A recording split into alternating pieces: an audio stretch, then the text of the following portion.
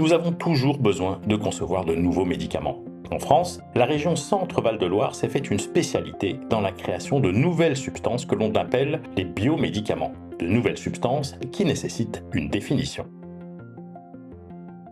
Évidemment, c'est ni issu de l'agriculture biologique, c'est pas non plus des médecines douces, c'est des vrais médicaments dont on va se servir quotidiennement à l'hôpital. Ce mot bio n'a rien à voir finalement avec un côté un peu moderne ou de retour à la nature. C'est vraiment un médicament, au contraire, qui est issu maintenant pratiquement tout le temps d'une manipulation génétique. Et on va insérer dans cette cellule un gène qui va venir coder le biomédicament étant en l'occurrence très souvent une protéine codée par le gène qu'on a fait exprimer dans la cellule.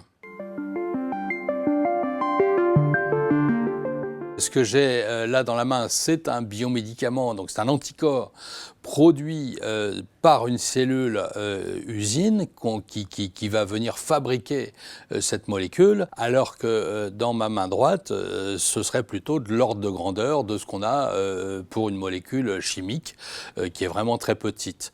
Ce qui fait qu'en fait, quand j'ai une grosse molécule de cette nature, quand je la produis, il peut y avoir plein de problèmes qui se passent en cours de route.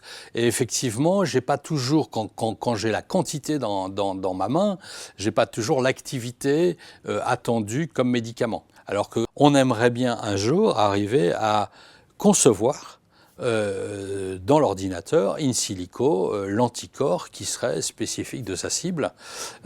Donc ça, c'est un vaste programme. Concevoir ces biomédicaments en amont de la recherche est donc une véritable gageure, car ces substances sont si complexes que les fabriquer peut prendre plusieurs années. C'est pour cette raison que 2 chercheuses de la région ont décidé de créer une société, MapSilico, qui utilise l'intelligence artificielle pour mettre au point ces nouveaux médicaments. Un anticorps, il faut voir ça comme un truc à 6 doigts, comme ça. Et la cible vient là, se mettre là. Et ce qui fait la spécificité de l'anticorps et le est-ce qu'il est bon ou est-ce qu'il n'est pas bon, c'est qu'est-ce qu'il y a sur les pointes de ces 6 doigts. Et c'est là qu'on va pouvoir intervenir avec l'intelligence artificielle pour changer un petit peu, pour que ça colle mieux. L'informatique permet d'aller regarder au niveau moléculaire ce qui se passe et de pouvoir regarder exactement au niveau des atomes quelles sont les interactions qui se passent et de les modéliser et du coup de pouvoir le prendre en considération dans le développement.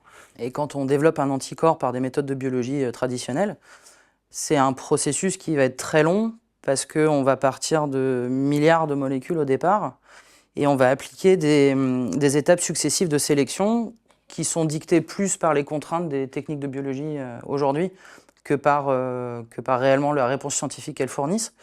Et on va appliquer ces différentes étapes pour passer de milliards de molécules à d'abord quelques milliers, puis des centaines, puis des dizaines, et à la fin peut-être une molécule qui arrivera en clinique, pour les essais cliniques chez l'humain. Et ça, on ne peut pas faire ça plus rapidement qu'en 5 ans.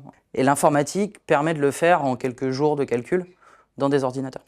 On espère à la fin qu'au lieu de mettre 7 ans en moyenne pour que ce médicament arrive au patient, il pourra arriver au patient en 3 ans peut-être, et ce serait déjà une victoire.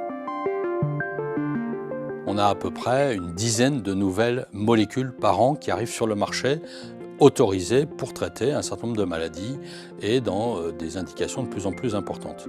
Et donc il est absolument important qu'on soit en mesure d'isoler des molécules françaises beaucoup plus qu'aujourd'hui et qu'on soit capable et de les développer et de les produire.